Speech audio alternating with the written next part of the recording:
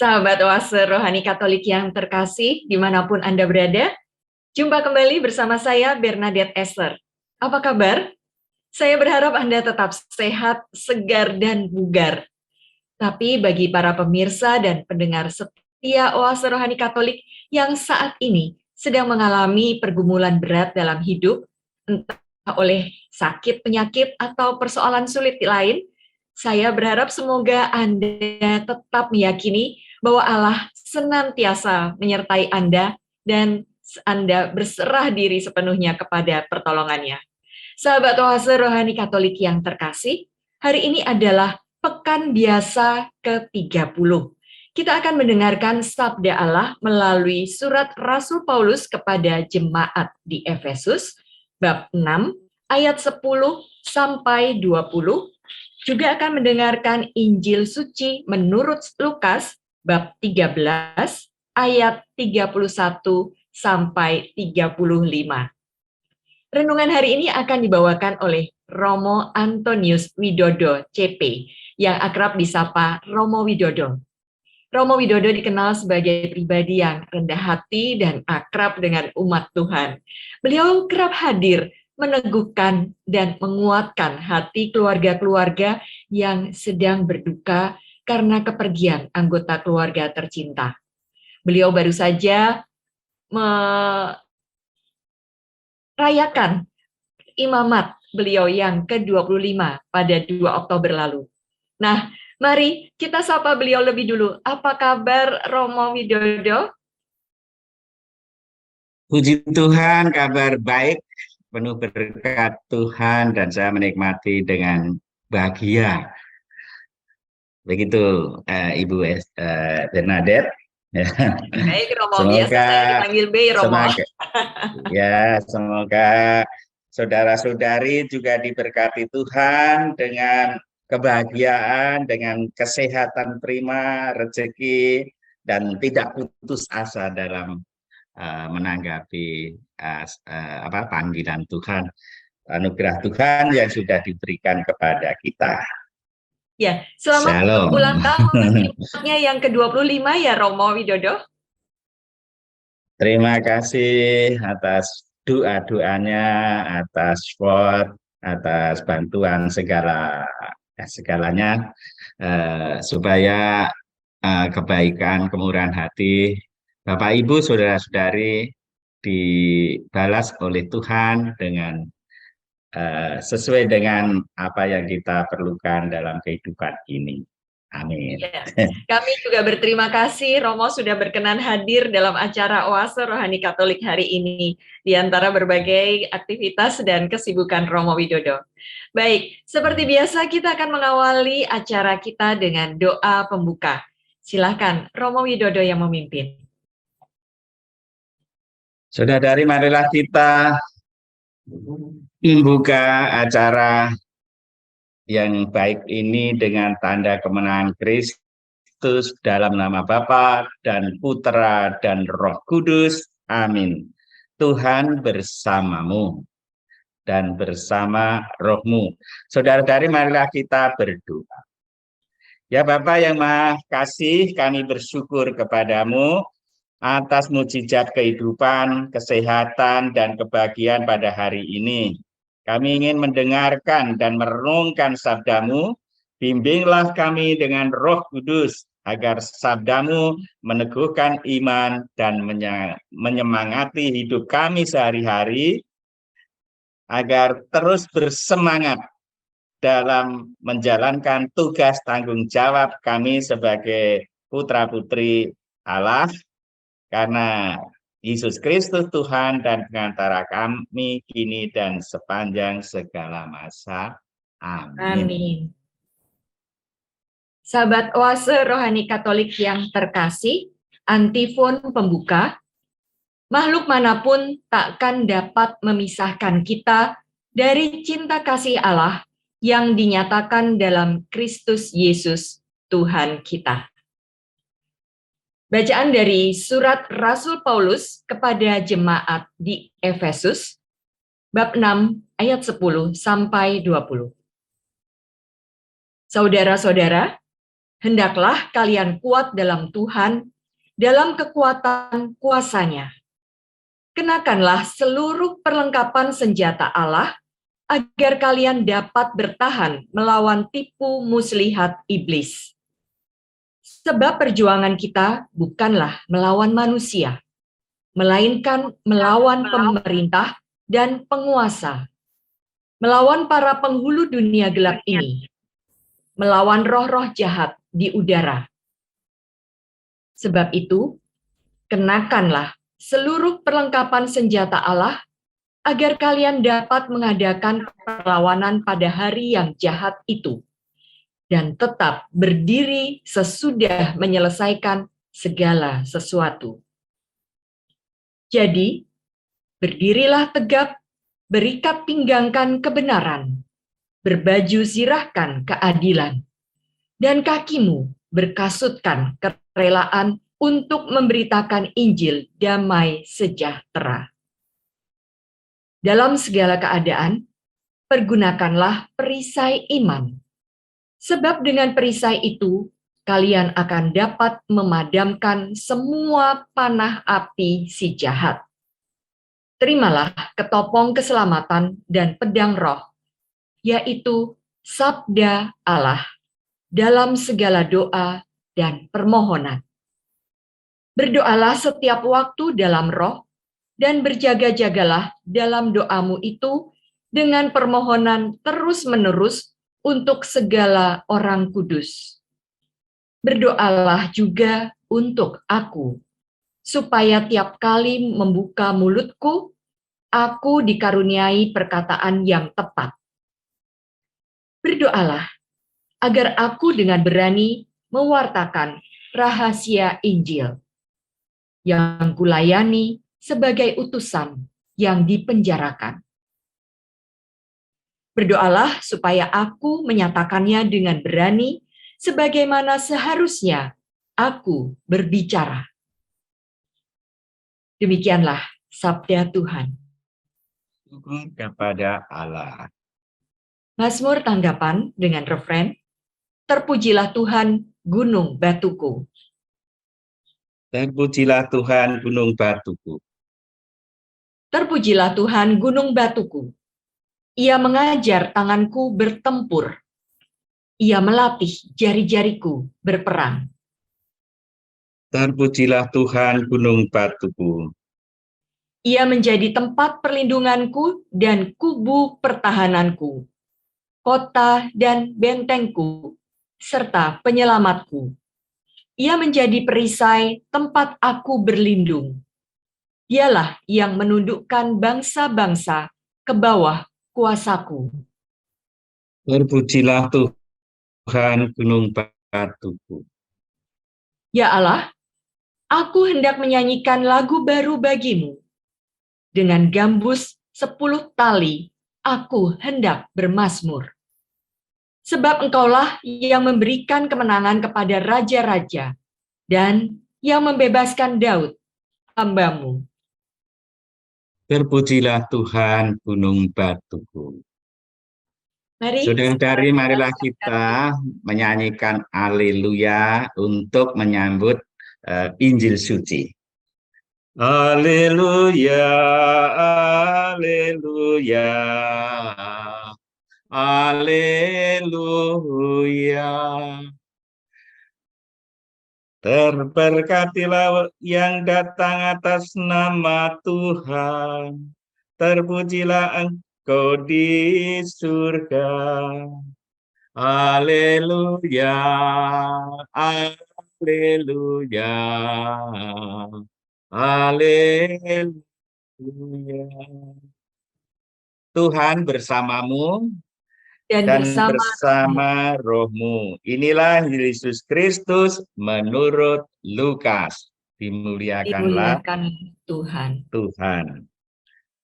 Injil Lukas bab 13 ayat 31 sampai 35. Pada waktu itu datanglah beberapa orang Farisi dan berkata kepada Yesus, "Pergilah, tinggalkanlah tempat ini, karena Herodes hendak membunuh engkau." Jawab Yesus kepada mereka, pergilah dan katakanlah kepada si serigala itu, aku mengusir setan dan menyembuhkan orang pada hari ini dan esok, dan pada hari yang ketiga aku akan selesai. Tetapi hari ini dan esok dan lusa aku harus meneruskan perjalananku, sebab tidaklah semestinya seorang nabi dibunuh di luar Yerusalem. Yerusalem, Yerusalem, engkau membunuh nabi-nabi dan merajam orang-orang yang diutus kepadamu. Berkali-kali aku rindu mengumpulkan anak-anakmu sama seperti induk ayam mengumpulkan anak-anaknya di bawah sayap, tetapi kalian tidak mau. Sungguh rumahmu ini akan ditinggalkan dan menjadi sunyi, tetapi aku berkata kepadamu, kalian tidak akan melihat aku lagi hingga pada saat kalian berkata, terberkatilah dia yang datang atas nama Tuhan. Demikianlah sabda Tuhan, terpujilah Terpujilah Kristus. Kristus. Ya, Romo Widodo, Paulus dalam bacaan pertama hari ini, Efesus 6 bab 10 ayat 20, menasehati jemaat di Efesus untuk tetap kuat dan kokoh dalam iman akan Allah di tengah pelbagai tipu muslihat dan cobaan. Apa inspirasi iman yang hendak Pastor Pak Romo Widodo sampaikan kepada kami? Ya, saudara-saudari yang terkasih, untuk sementara kita akan merenungkan dari sabda Tuhan yang kita dengarkan hari ini. Saya mengambil tema senjata rohani melawan kuasa kegelapan, seperti Rasul Paulus menekankan kepada jemaat di Efesus. Kita melihat sebentar sekelumit tentang Efesus. Efesus itu suatu daerah di pantai barat Asia kecil yang sekarang Turki, merupakan kota pelabuhan yang besar. Paulus tinggal di sana kira-kira 3 tahun lamanya dan banyak menulis surat pastoral kepada jemaat-jemaat di tempat lain. Surat Efesus itu hampir mirip dengan surat kepada jemaat di Kolose. Isinya itu hampir mirip, ya. Temanya apa? Temanya adalah mengenai Kristus sebagai kepala tubuh Kristus, atau Kristus sebagai kepala jemaat. Nah, ya. Dalam perjanjian baru lainnya, surat kepada jemaat di Efesus memandang bahwa kita gereja atau komunitas orang yang dibaptis, misalnya jemaat lokal, ya, itu keuskupan atau paroki, jemaat dari wilayah tertentu, dan jemaat secara umum seperti jemaat di Efesus itu adalah tubuh mistik Kristus, ya, yang dikepalai oleh Kristus sendiri. Maka realitasnya bahwa kenyataannya bahwa tubuh mistik Kristus, yaitu jemaat, kita semuanya ini secara fisik maupun secara spiritual. Jadi gereja tidak hanya seperti pandangan banyak orang Katolik itu, kalau gereja itu pokoknya paus, uskup, para imam. Tetapi kita semua orang yang dibaptis adalah anggota tubuh mistik Kristus yang bertanggung jawab dalam pelayanan dan tugas-tugas gereja, seperti ditekankan oleh Vatikan II. Jadi semuanya ikut ambil bagian dalam pelayanan kasih dan pewartaan Injil. Nah, pada perikop yang kita renungkan pada hari ini, Efesus 6 ayat 10 sampai 20 itu bahasanya begitu indah, tapi banyak suatu perumpamaan atau bahasa gambaran. Ya, ini adalah surat penutup surat sebenarnya ya. Efesus 6 ini Paulus menggambarkan bahwa jemaat yang ada itu sedang mengalami peperangan besar melawan kuasa roh jahat. Ya. Nah, maka meskipun roh jahat itu sudah dikalahkan oleh Kristus, namun kekuatan roh jahat itu tetap ingin mengincar, melawan jemaat Kristus ini. Ya, nah, peperangan terus berlanjut karena jemaat ini berupa daging dan darah. Daging dan darah diumpamakan sebagai daging dan darah. Sedangkan iblis itu kan bukan daging dan darah, adalah roh. Tadi Rasul Paulus mengatakan bahwa kuasa roh jahat itu ada di udara, ya di udara. Nah, maka pertempuran itu jemaat beriman memerlukan kekuatan dan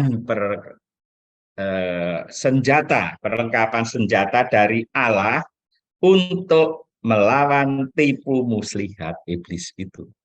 Ya. Dikatakan pada hari yang jahat. Pada hari yang jahat itu apa?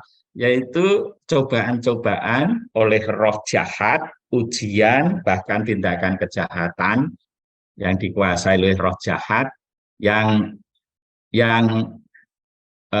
ingin mempengaruhi kehidupan jemaat Allah itu.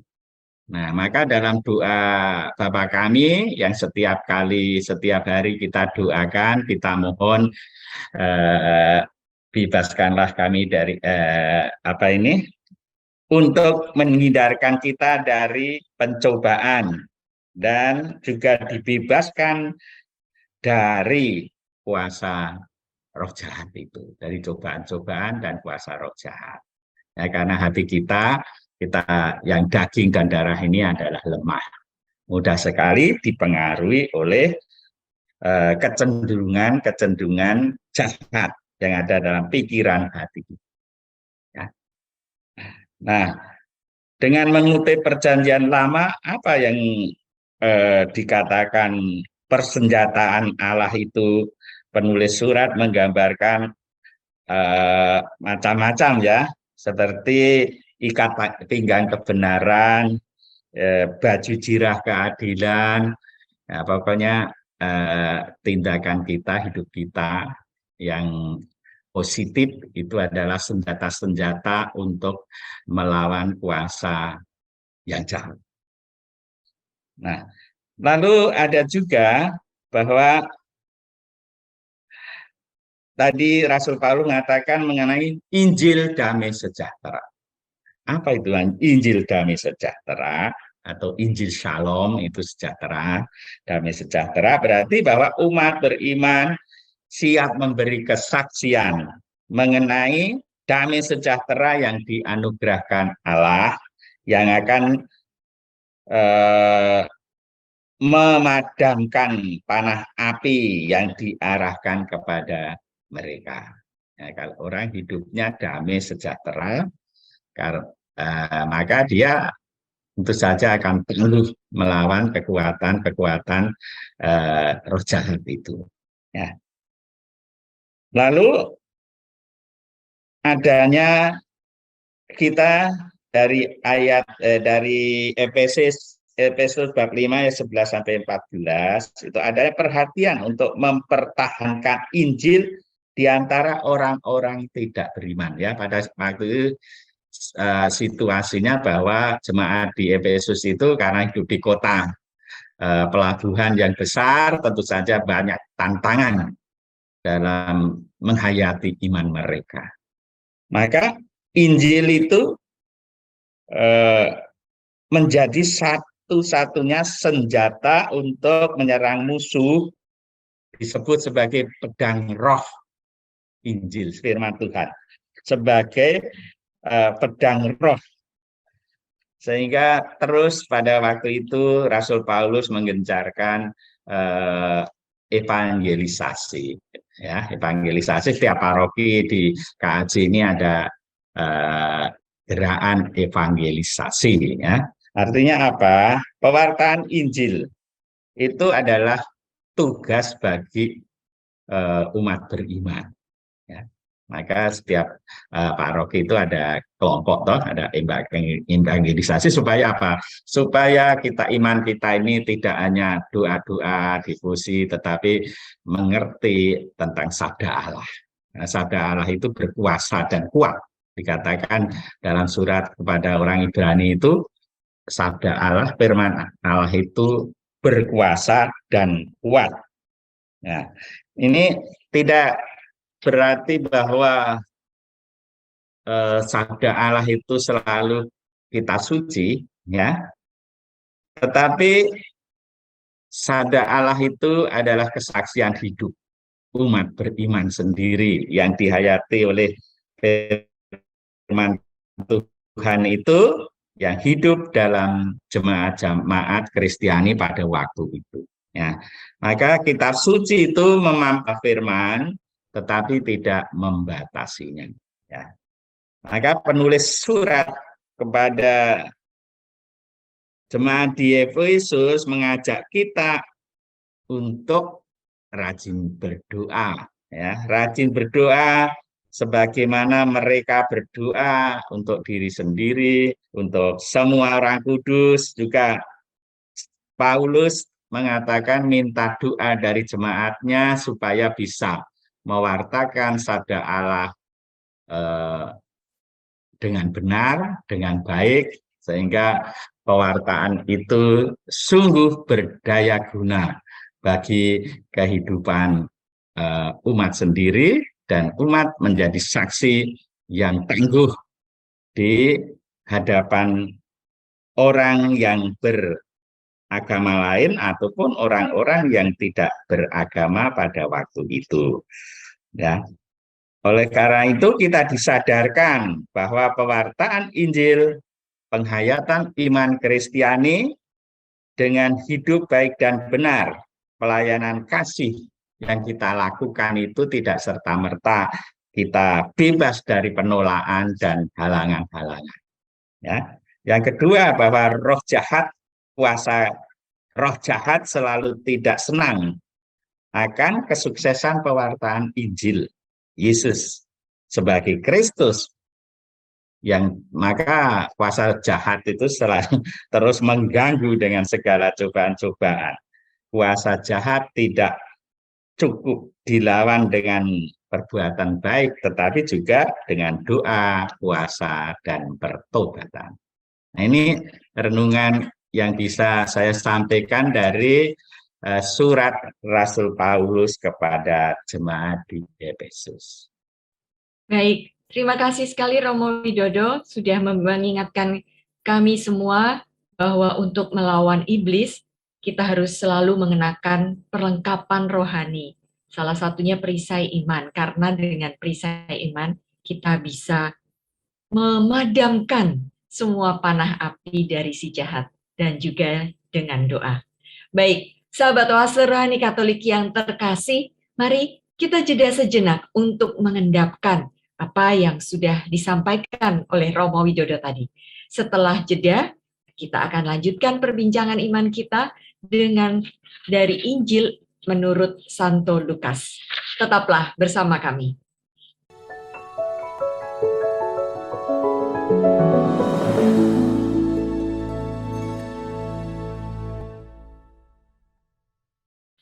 Sahabat oase rohani Katolik yang terkasih, Anda masih bersama kami, Romo Antonius Widodo CP dan saya Bernadette Esther. Bila Anda mempunyai pertanyaan, saran, dan juga kritik, Anda bisa menghubungi kami melalui email orkkaj2021@gmail.com atau melalui pesan dengan mengirimkan melalui WA dengan nomor 0881 0251 33438. Nah, Romo Widodo, dalam Injil Lukas tadi kita mendengar bahwa Herodes yang lalim berusaha membunuh Yesus ya Romo, tetapi Yesus tidak gentar sedikit pun. Apa inspirasi iman yang hendak Romo Widodo berikan kepada kami? Dari Injil Lukas bab 13 ayat 31 sampai 35, saya mengajak saudara-saudari merenungkan begini. Yang pertama mengenai orang Farisi. Nah, kita sering mendengar orang Farisi itu siapa sih? Ya, orang Farisi itu adalah kelompok Yahudi, kelompok orang Yahudi yang muncul pada tahun 135 sebelum Masehi. Mereka ini memisahkan diri dari kelompok Makabe, ya, Yudas Makabe itu dulu dalam buku Makabe itu ada kelompok Farisi memisahkan diri. Mereka adalah kaum terpelajar, ya, yang menguasai hukum Taurat, tapi banyak yang sombong memisahkan diri dari kehidupan rakyat jelata. Maka disebut Farisi, artinya kelompok yang terpisah. Ya, Tuhan Yesus tidak menolak orang Farisi, tetapi Tuhan Yesus menolak cara hidup Farisisme, artinya gaya Farisi yang arogan, sombong, menganggap orang lain itu kurang beriman, tidak tahu hukum dan kitab suci dan sebagainya begitu. Nah, itu yang dilawan oleh Yesus. Nah, dalam Injil tadi orang-orang Farisi itu entah menakut-nakuti atau nasihat yang benar. Tuhan Yesus disuruh pergi dari daerah Herodes Antipas, ya, daerah Israel Utara, ya, di Galilea, Perea, itu di Samaria, itu daerah Israel Utara. Yang kedua mengenai Herodes yang disebut adalah Herodes Antipas atau Antipatros. Itu adalah anak dari Herodes Agung dan Maltake, ibunya namanya Maltake, lahir pada tahun 22 sebelum Masehi, dan dialah yang menceraikan istrinya, yaitu Putri Aretas keempat, untuk menikahi menurut hukum Yahudi tidak layak, tidak legal, Herodias, ya. Herodias Herodias adalah istri dari adik Herodes Antipas, adik diangkat, ya. Kemudian dialah seorang pembangun sebenarnya, dia banyak membangun gedung-gedung, ya. Antara lain dia membangun Tiberias dan dia tinggal di sana. Dia juga yang membunuh Yohanes Pembaptis, karena Yohanes Pembaptis menegur dia bahwa menikahi Herodias itu tidak sah, ya. Nah, itu yang waktu Yesus mewartakan Injil, membuat mukjizat, mengusir setan-setan di daerah itu, orang Farisi mengatakan bahwa Herodes mau membunuh Yesus. Tetapi apa jawab Yesus? Katakanlah pada serigala itu. Serigala artinya orang yang licik, kurang kuat, takut, dan minder, dan sebagainya. Nah, dan Herodes yang antipati saya kira tidak akan membunuh Yesus benar-benaran. Mungkin ada kong-kalingkong sekongkol antara Herodes dengan orang-orang Farisi, karena pewartaan Yesus ini bisa saja mengacaukan kehidupan masyarakat atau menimbulkan kerusuhan, ya. Maka Yesus mengatakan bahwa saya tidak akan pergi sebelum tugas saya, rencana kehendak Bapa itu selesai. Maka Yesus tetap menjalankan tugasnya sampai selesai. Pada hari ketiga itu berarti Tuhan Yesus wafat di Yerusalem untuk disalibkan sebagai silih dosa atas dunia, ya. Nah, dari peristiwa ini saya mengajak saudara-saudara merenungkan begini, bahwa saat itu kehidupan orang-orang Yahudi ini terpuruk. Situasi keterpurukan itu, maka umat Yahudi mengharapkan tampilnya seorang Mesias, Kristus Al-Masih, sebagai Ratu Adil, sebagai pemimpin mereka, sebagai pemimpin yang karismatis, politis karismatis. Nah, makanya Yesus bekerja di daerah utara itu dengan kuasanya. Dia disebut juga sebagai seorang guru, rabi, dipanggil sang guru. Artinya rabi oleh murid-muridnya dan berkuasa dalam doa, menyembuhkan orang sakit dan cacat, mengusir setan-setan, dan terus berkeliling mewartakan kehadiran kerajaan Allah. Atau Allah yang hadir di tengah-tengah umat yang menderita itu. Apa yang diperbuat dan diajarkan membuktikan bahwa dia adalah Mesias Al-Masih. Yang pertama, dengan mukjizat. Ya. Mukjizat itu sebagai bukti bahwa orang yang beriman kepada Tuhan dibebaskan dari kuasa iblis dan hidup sesuai dengan kehendak Allah. Maka beriman, percaya berarti beriman kepada Allah berarti hidupnya tidak limplang. Ya. Kalau orang beriman jangan takut hantu-hantu, jin dan sebagainya itu.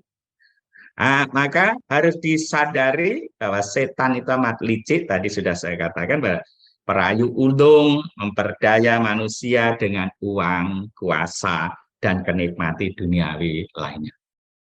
Nah itu, maka zaman Yesus itu dikatakan oleh para ahli teolog dan Alkitab bahwa setan pun hadir untuk mengacaukan kehadiran Al-Masih itu, membatalkan karya Al-Masih itu. Yang kedua, tadi mukjizat. Yang kedua adalah eksorsisme, ya, pengusiran setan dengan sumpah agar tidak kembali kepada orang yang pernah possession, artinya orang yang dikuasai oleh iblis. Nah, waktu dibaptis, orang Kristiani sudah sanggup menolak untuk bekerja sama dengan iblis. Waktu dibaptis, kita menyatakan iman kita dan kita menolak kuasa roh jahat. Nah, maka seorang eksorsis, ya, seorang eksorsis yang sejati oleh gereja biasanya ditunjuk orang yang pribadinya sebagai pendoa, ya, rendah hati, bijak dan tidak ambisius. Waktu saya hidup di Italia, saya mengenal seorang eksorsis, seorang pasionis, Pastor Cherubino CP, orangnya tua, sederhana sekali. Nah, kalau tidak mengusir setan atau menyembuhkan orang-orang yang sakit, dia biasanya memelihara lebah. Lebahnya sangat jinak. Saya diajak keliling-keliling, itu pengalaman yang luar biasa, tetapi orangnya memang sederhana dan rendah hati. Ya. Kemudian apa yang dianjurkan kepada kita? Yang pertama adalah mix spiritually force. Ya, artinya menguatkan iman dengan doa, ya, dengan meditasi, pertobatan, berpuasa, pengakuan pengakuan dosa itu sangat penting ya. Saya biasanya para romo, saya juga kalau mau melakukan tindakan atau pelayanan yang berat, kami harus ngaku dosa dulu. Dengan ngaku dosa itu setan takut. Umat jarang ngaku dosa, setan tidak takut. Ya, ngaku dosa itu penting ya, bagi orang-orang yang akan melawan kekuasaan setan. Kemudian selain menguatkan iman dalam doa, juga mengisi kesempatan dengan belajar bekerja keras. Ya. Belajar, jangan kita dimakan oleh hoak, hanya belajar dari YouTube yang hoak-hoak, tetapi kita perlu belajar apa saja. Ya, misalnya kitab suci, membaca buku-buku yang berkualitas, yang membimbing kita kepada penghayatan iman dan hidup yang baik. Lalu jadilah juga orang humor. Nah, dulu ada banyak santo yang ditakuti setan karena lucu. Seperti santo, lupa namanya. Ya, humor penting supaya bahagia. Ya. Positif thinking itu humor. Hidup baik, gembira, agar tidak mudah frustasi dan tersinggung. Kalau orang menjadi orang yang mudah tersinggung, itu akan mudah juga dikuasai oleh setan. Ya. Saya pernah diminta memberkati suatu mall 6 lantai ya, karena pada waktu itu awal pandemi itu banyak orang bunuh diri. Jadi pengelola itu takut, Romo kita berkati 6 lantai luas sekali. Jadi setelah memberkati itu esoknya kaki saya sakit, mungkin digigit hantu juga ya. Tapi saya tidak percaya pada itu, tetapi ya karena lantai misalnya seperti Taman Anggrek itu kan luas sekali, jadi 6 lantai ya luar biasa. Nah, maka rasa humor itu penting. Kemudian kita harus mempunyai perfect love. Perfect love itu mencintai, memaafkan, mulai dari saudara kita yang paling dekat. Ya, suami istri itu paling dekat, toh. Maka harus mengembangkan cinta dan mengampuni, memaafkan. Ya. Lalu berikutnya adalah jangan mudah membenci, menghakimi orang lain. Lebih baik kita mensyukuri rahmat Tuhan dan bekerja sama dengan orang lain, ya, supaya karya kasih kita ya menjadi berkat bagi banyak orang gitu. Juga ini berguna ya, memilih teman itu, kebiasaan teman. Banyak teman itu baik, tetapi tidak semua teman itu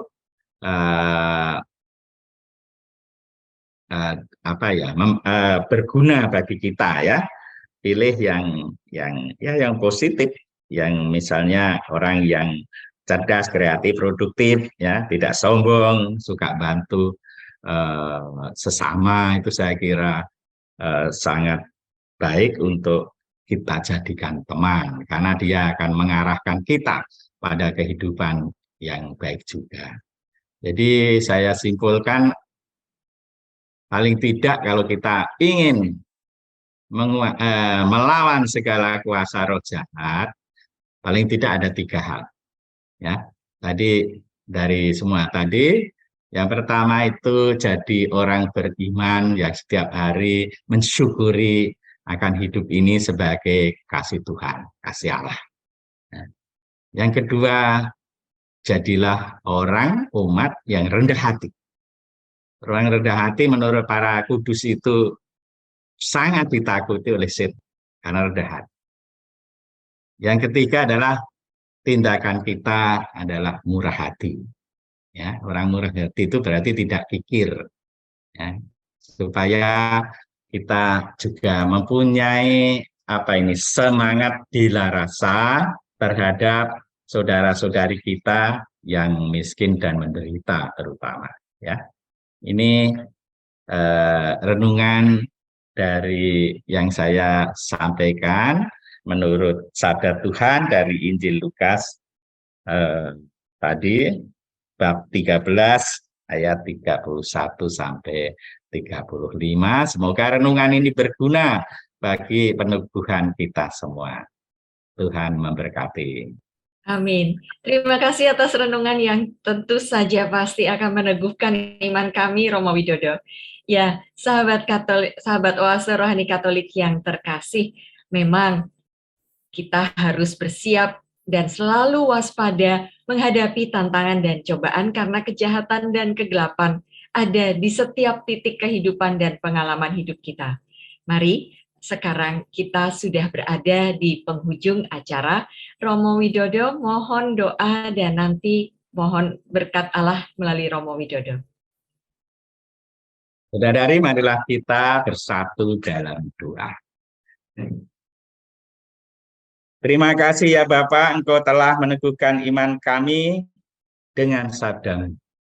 Semoga teladan dari Tuhan Yesus dan Santo Paulus membuat kami semakin semangat dalam menghayati iman dan tanggung jawab kami sebagai orang Katolik untuk melakukan karya kasih meskipun banyak tantangan, hinaan, dan penolakan. Doa ini kami haturkan kepadamu demi Yesus Kristus Tuhan dan pengantara kami. Amin. Tuhan bersamamu dan bersama Roh. Semoga saudara-saudari, seluruh anggota keluarga, komunitas kita, usaha perjuangan, doa-doa dan pelayanan kita senantiasa dalam perlindungan berkat Allah yang Maha Kuasa, Bapa dan Putra dan Roh Kudus. Amin. Ya, terima kasih Romo Widodo. Sahabat Oase Rohani Katolik yang terkasih, dengan demikian usai sudah acara kita pada hari ini. Saya Bernadette Esther dan saya Romo Antonius Widodo CP. Kami berdua pamit undur diri. Selamat melanjutkan aktivitas Anda. Sampai jumpa pada acara Oase Rohani Katolik edisi berikutnya. Salam.